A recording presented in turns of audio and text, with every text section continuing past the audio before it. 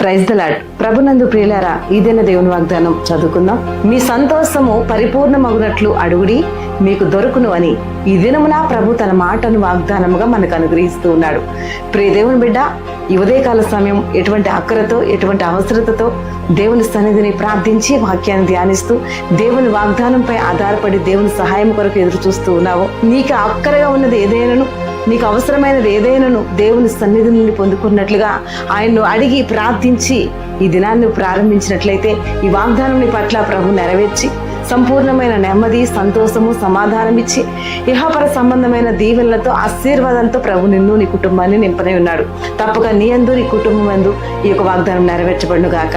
ప్రార్థన. తండ్రి, ఈ వాగ్దానం ప్రతి ఒక్కరి పట్ల నెరవేర్చి యేసుక్రీస్తు నామంలో రక్షణ, విడుదల, స్వస్థతనిచ్చి ఎందరు మ్యారెడ్డాలుగా బాడీ జరుపుకుంటున్నారు నీ నామంలో దీవించి ఆశీర్వదించమని ప్రార్థించి వేడుకొనిచున్నాము తండ్రి. ఆమేన్.